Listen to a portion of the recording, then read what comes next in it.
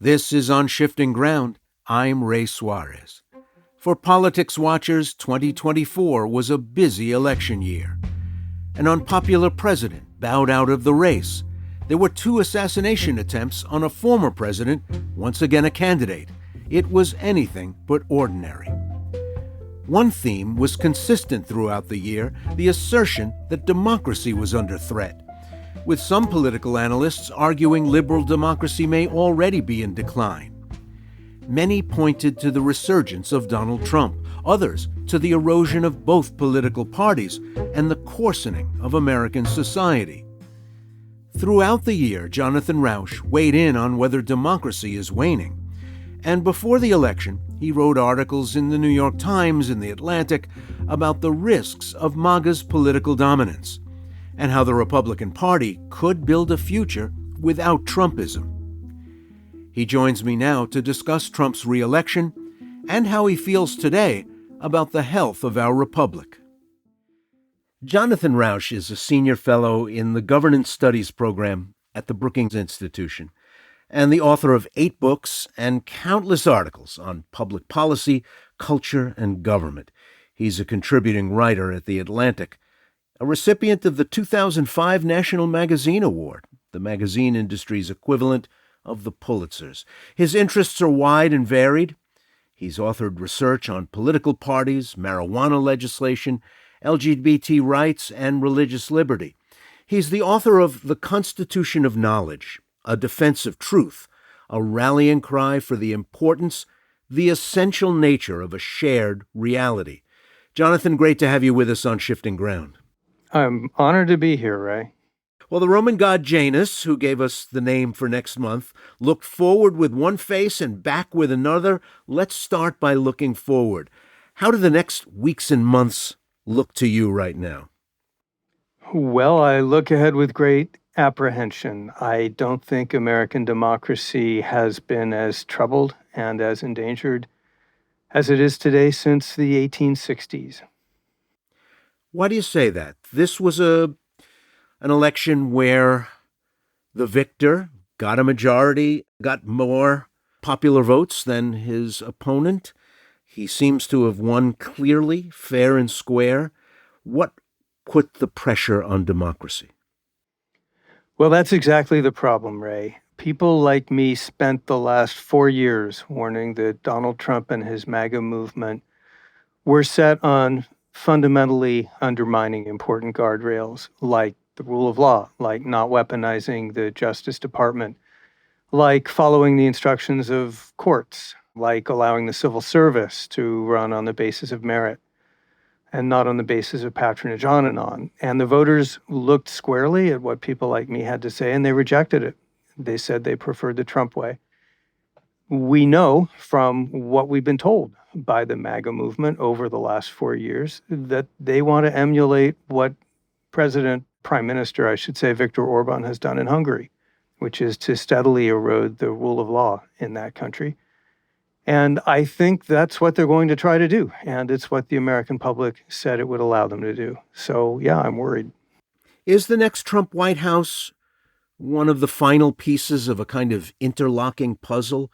Fico in Slovakia, Orban, as you mentioned, in Hungary, Meloni in Italy, Wilders in the Netherlands, Le Pen in France. Should we be looking at Donald Trump this time, not as an American outlier, as he seemed to be after the 2016 elections, but all of a piece in a wider global pattern? Yes, we certainly should. This is part of what's very concerning. We're seeing a global retreat from liberal democracy and a global movement in the direction of autocracy and what's called patrimonialism, which is where leaders run the government as a family business. We just saw yesterday, as I speak, the fall of the German government. France essentially doesn't have a government. The Japanese government is very weak. All over the world, this is happening. Democracy, liberal democracy, hasn't been in such a bad way in at least my lifetime. I look back to the 1930s, where that kind of crisis was occasioned not only by the instability that followed the First World War, but a crisis in capitalism, too. The Great Depression pushed a lot of democracies right to the edge because people thought, hey, you guys can't deliver. I, every so often, go to the polls, I vote, but you guys can't do what I need you to do. Wasn't part of the spirit of the 2024 balloting in November just that personified? It was a very ordinary election in 24 in which voters decided, based on standard issues like immigration and primarily economics, especially inflation, that they wanted a change. This was the third change election in a row when the incumbent party was thrown out. So, yeah, in that respect, this was business as usual. It's the economy, stupid.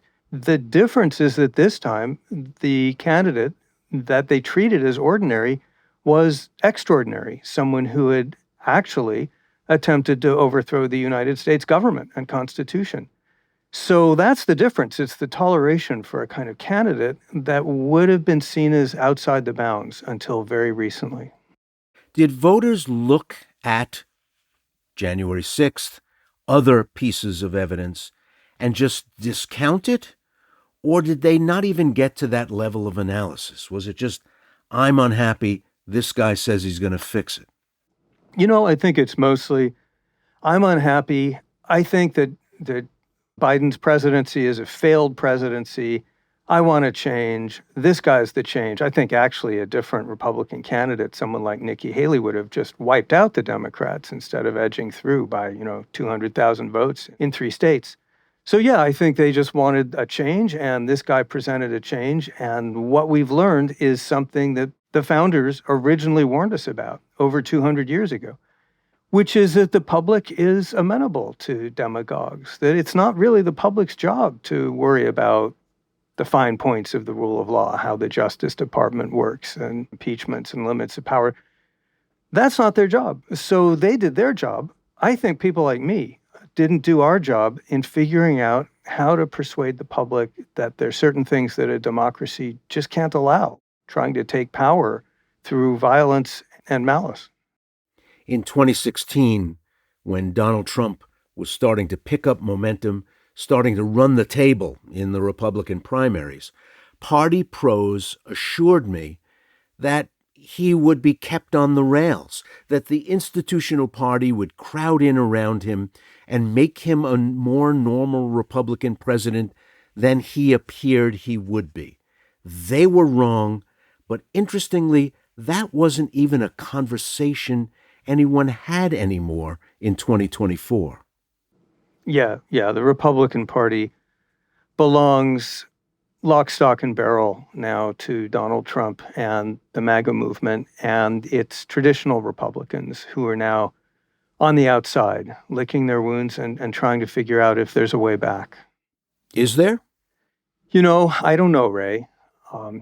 The answer in other countries seems to be that, and in the United States in the past, seems to be that if a party loses 3 elections in a row, it will do a serious rethink.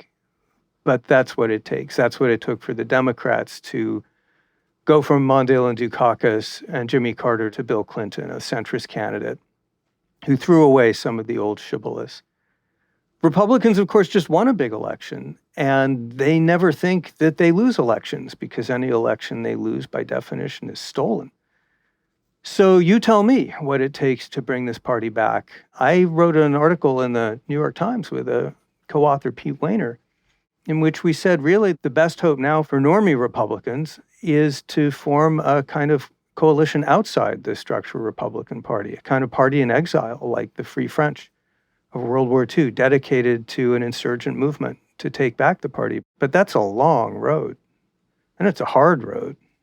I'm not even sure how many of those normies of any consequence, of any heft, are still around. A lot of people, certainly on Capitol Hill, have simply switched flags and say now things that they never could have imagined saying into microphones and into TV cameras earlier in their careers.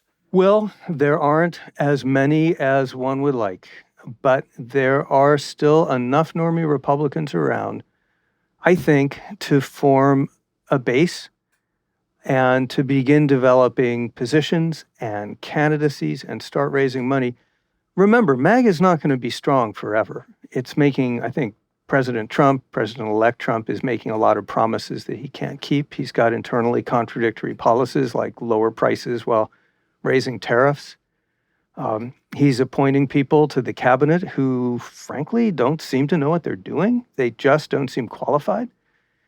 And so there will be opportunities pretty quickly, probably, for the public to start looking around and saying, okay, what's the alternative to this? And the trick is going to be for Reagan-type Republicans to be ready when those moments happen, to have an agenda or several agendas, to have an organization. Vice President Pence is working on this right now. He's actually started a group that is putting together an alternative agenda based on Reagan principles. And that's exactly the right thing to try to do. I would have agreed with that analysis right out of the gate. Were I not so worried about the effect of self-correction, the belief that when people can see that a set of ideas, a set of propositions either are not true or don't work, they will say, wow, that doesn't work, those are no good, and say, no, I don't want any more of that. And we've just been through a cycle where no amount of actual proof, no amount of actual demonstration of the weakness or irrelevance of ideas got people to abandon those ideas. You're right, of course, Ray. It's a very steep hill to climb. But remember a couple things. One is, as I said before, that I think Trump was a weak candidate. This was a Republican year. And I think this was a close election because there's a certain percentage of voters, not huge, but probably 4, 5, 6%, who might have voted for another Republican and made this a true landslide election. So it's not like he's not turning off people with his strange behavior and his cruelty, his norm violations. And the other thing to remember is Democrats went into this election with a president whose approval rating was about 40%, give or take. That is just terrible. Historically speaking, until 2024, the president's approval rating was basically the ceiling on how well that president or that vice president would do in seeking reelection or election. Kamala Harris blew that ceiling away. She came in at 47.5%, almost 48%. She came in 6 or 7 points above where the limit is supposed to be when you're starting with that much of a deficit. That tells you, I think, that there's something to work with here. You're not going to get the hardcore MAGA people. Of course, they are really committed to governing the way Trump wants to govern.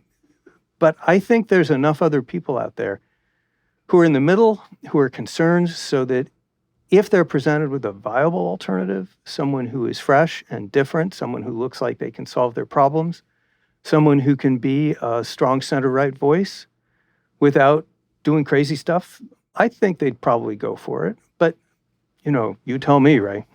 Well, I've really, in my career, seen such an incredible shift in the Republican Party that I'm not sure what a Republican is or what Republican principles are any longer. So what is the banner that people will rally around? Just a label, a name, an identity? What is it that people are looking for when they say, oh, I want to move away from a MAGA-fied Republican Party? To what? I don't know, Ray.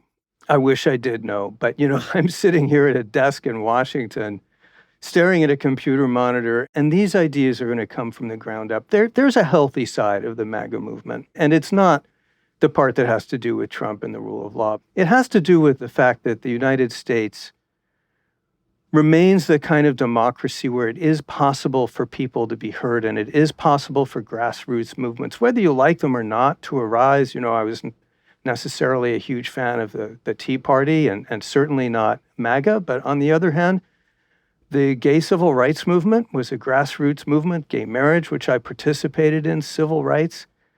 So you and I aren't going to come up with whatever the answer turns out to be. It's going to come from the grassroots, and it's going to come from candidates that may not even have emerged yet. But our job, at least my job, is to try to do what I can to surface the ideas and the people who will make a positive contribution and be a safe pair of hands for the values of our Constitution. Were Donald Trump's cabinet picks a sign, a symbol of the final nails in the coffin of that old Republican Party that we're talking about? The theorists and personalities that had such a big role in our economy and in our military in the 80s and the 90s and slightly beyond. These picks are completely, some of them, not all of them. Marco Rubio for Secretary of State, no one has any problem with. But the picks in the agencies, the so-called power agencies, the one that have law enforcement, intelligence, military, and so on, the ones that use force and coercion, what President-elect Trump is signaling there is that there's one criterion and one only, and that's loyalty to himself. And he's deliberately choosing people who are way outside the normal zone of qualifications because he doesn't want people who have pre-existing reputations to guard and equities, in the form of stakes and expertise. He doesn't want Rex Tillerson, who's always been the head of ExxonMobil and can go back to being that and is in a position to quit and use his prestige.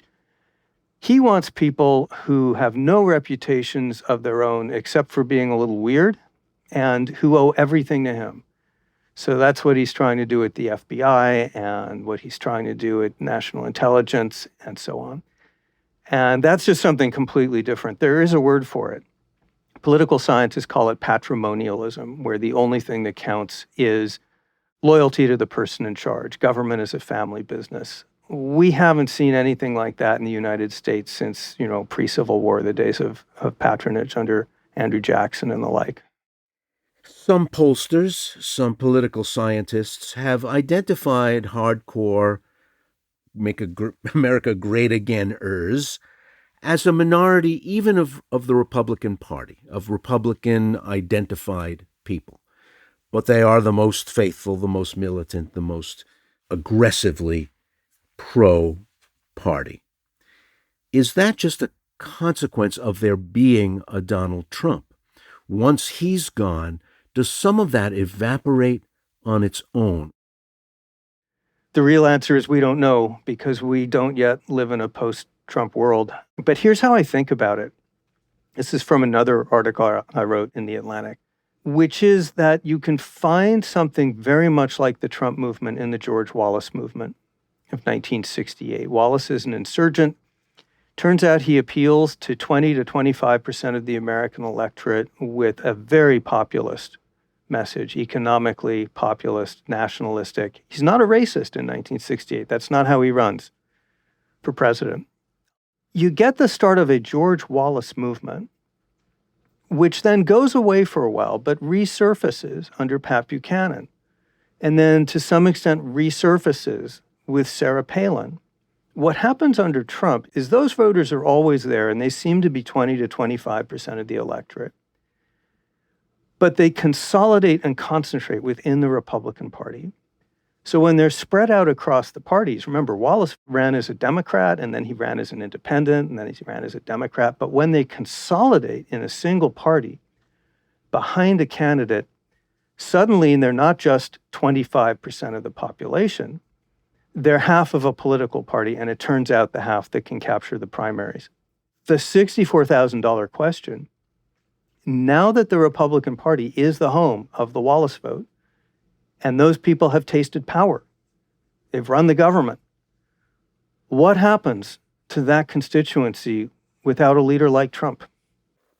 I have been wrong, and willing to admit I've been wrong, over and over and over again during this era of norm busting, because I thought that there were many fans of the president-elect who, when another threshold was crossed, would finally say, I like this and this and this, but I don't know. I've been wrong. I'll admit I'm wrong. But is there a point at which it all just becomes too much? A cabinet of billionaires, self-dealing, laws that just are crafted to benefit very narrow constituencies that leave you out. Do you finally say, this isn't what I voted for? Well, Ray, I wish I knew. The thing that baffles and dismays me most about where the country is right now is that I thought there were some limits, and I thought those limits would include trying to overthrow the U.S. Constitution and stay in power illegally. I thought surely if anything would disqualify a candidate for president in the public's mind, it would be doing that, and it didn't. So the only honest answer I can think of is so far we have not, or maybe I should say, President-elect Trump and the MAGA movement have not yet found the limits of voter toleration. So, again, you tell me, we're in uncharted waters here, dangerous uncharted waters. A stress test is coming, for sure. Oh, it's here. Jonathan Rauch is author of The Constitution of Knowledge, A Defense of Truth, and a contributing writer at The Atlantic. Great to talk to you. Fantastic to be here, Ray.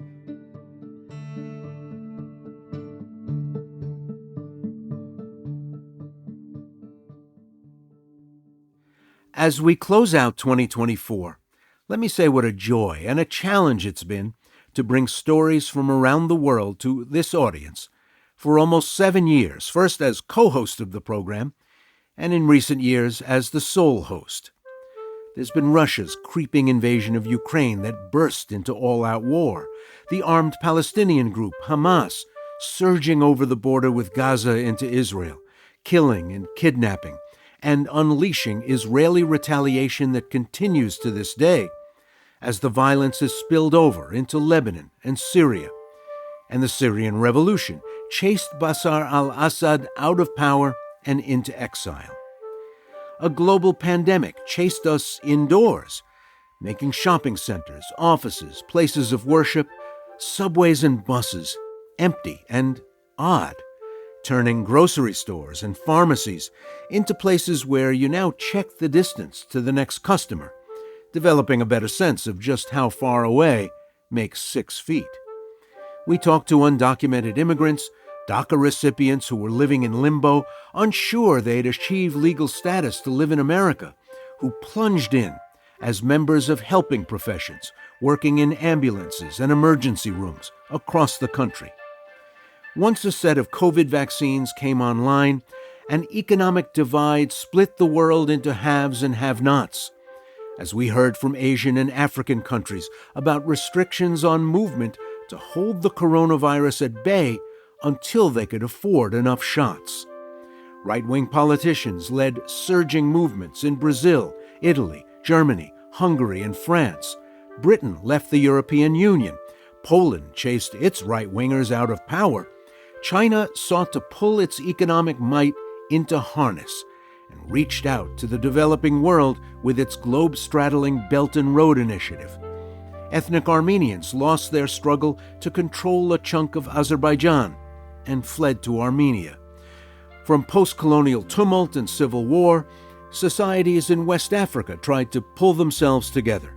Mexico loosened its restrictions on abortion. El Salvador chose an authoritarian leader and staked its future on Bitcoin. Chileans voted to toss out a Pinochet-era constitution, but had a tough time writing a new one. We tried to help you understand a world of crisis and suffering, and also the work people all over the world are doing to make that same world a little more just, a little more safe, a little more survivable, while being unstinting and unsentimental about the hard work of building better societies in Rwanda, South Africa, Malaysia, the Philippines. We also made sure we took time to shine a light on the good work done every day in places around the world that looks in hope to better futures. Through it all, we've operated from a few foundational ideas. that Americans should know what's being done in their name around the world, that despite what editors and producers and pollsters say, Americans are interested in what's going on in their world, that if we tell you a good story, your eyes don't glaze over, you lean in. Because feeling like the world is understandable, readable, interesting, beats feeling like it's a chaotic, unintelligible mess any day. This is the last episode of this iteration of the program. We hope to return on air and online after a hiatus, after we raise some dough to stay on the air. So we're hoping that instead of a hard and fast goodbye, that we're just saying, we'll see you in a little while. In the meantime, all our old episodes will remain archived, so please continue to download and listen. So for the last time, for now, you've been listening to On Shifting Ground, produced in partnership with KQED, with funding from listeners like you. Today's episode was mixed and mastered by Matteo Schimpf. KQED's Jim Bennett is our technical supervisor.